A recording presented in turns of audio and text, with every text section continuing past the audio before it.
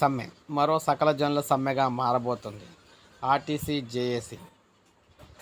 So మనం చూసుకున్నట్లయితే తాము తలపెట్టిన సమ్మెకు అన్ని ఆర్టీసీ సంఘాలు, ప్రజా సంఘాల మద్దతు ప్రకటించాయని ఆర్టీసీ జేఏసీ చైర్మన్ వెంకన్న తెలిపారు. సమ్మె నోటీసు ఇచ్చి 41 రోజులు అవుతున్నా ఇప్పటికీ ప్రభుత్వం, యాజమాన్యం చర్చలు జరపకపోవడం విచారకరమన్నారు.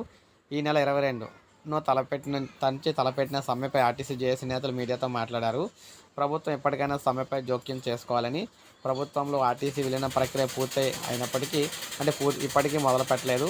కాలయాపన కోసమే విలీన కమిటీ వేశారు. నష్టాల్లో ఉన్న మెట్రోను ప్రభుత్వ పరం చేయాలని చూస్తున్నారు. ఆర్టీసీని మాత్రం ప్రభుత్వం పట్టించుకోవడం లేదు. ఆర్థిక పరిస్థితి బాగా లేకపోతే మూసి అభివృద్ధి ఎలా చేస్తున్నారు? ఎలక్ట్రికల్ బస్సులతో ఆర్టీసీ బస్సులను ప్రైవేట్ పరం చేయాలని ఆలోచనలు చేస్తున్నారు. ఆర్టీసీని హైదరాబాద్లో లేకుండా చేయాలని ప్రయత్నిస్తున్నారు. ఆర్టీసీ భూములను ప్రైవేట్ వ్యక్తులకు దారాదత్తం చేయాలని చూస్తున్నారు. ఆర్టీసీ అవుట్సోర్సింగ్ సిబ్బంది కూడా సమ్మెలో పాల్గొనాలి. ఆర్టీసీ సమ్మె మరో సకల జనుల సమ్మెగా మారబోతుందని చెప్పేసి అన్నారన్నమాట. అదే జరిగితే మొత్తం బస్సులన్నీ కూడా ఎక్కడికెక్కడైతే స్టాప్ అయిపోతాయి. సో ఇది మనకు అప్డేట్. ఒక లైక్ చేయండి, సబ్స్క్రైబ్ చేసుకోండి.